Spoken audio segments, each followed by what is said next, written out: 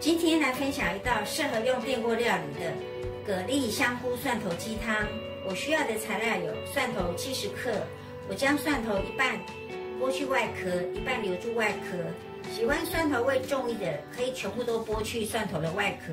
去骨鸡腿肉516克，我切成大块状。因为我今天买不到新鲜的蛤蜊，所以我买熟的文蛤肉来代替新鲜的蛤蜊。干香菇5朵，洗净泡软后对切。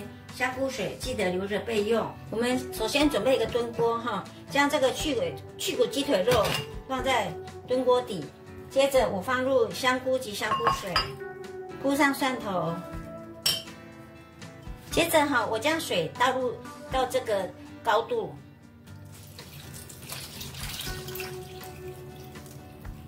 我们将这炖锅放在大同电锅里面，我们在外锅加入250cc 的水。是我们鸡肉大小来决定我们放入的水多少。盖上炖锅盖，盖上电锅盖，将开关按下去。现在已经炖煮35分钟了我打开锅盖。那这个是熟的文蛤肉如果是有新鲜的蛤蜊肉，我们就这时候放入新鲜蛤蜊肉。那我就先打开锅盖，将这个蛤蜊肉铺上去。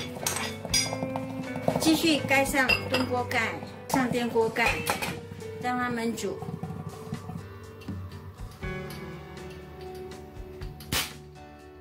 放入文蛤肉以后大约4、5分钟以后，电锅开关已经跳起来了。这时候我们就打开锅盖，我们就试汤头的味道。这个文蛤肉完全没有咸味。如果我们买的是买回来吐沙新鲜的蛤蜊我们就几乎不需要放盐，因为它在吐沙的时候吸收的盐分已经够多，加一点盐巴。这锅蛤蜊香菇蒜头鸡汤就完成了哦。我故意挑选这个比较大颗的蒜头，就是我在炖煮的时候它不容易散开。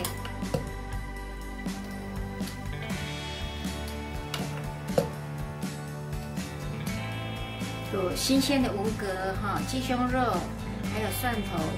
这时候我就给它装在大碗里。我先装2人份的量。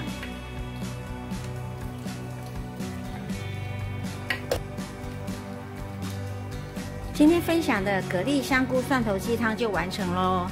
这道菜我们纯粹是用电锅来炖煮，不需要动用到瓦斯炉。轻松方便又好吃，非常适合全家大小食用的汤头，新鲜可口美味又营养，增加免疫力的一道非常鲜甜的汤头，更是上班族适合的料理。只要将食材放入电锅炖煮，我们就可以准备其他的食材，节省我们料理的时间。大家可以试试看哦，非常非常的好喝。喜欢家常菜，欢迎免费订阅容妈爱下厨，开启小铃铛，随时有新的料理与您分享哦。谢谢您的收看。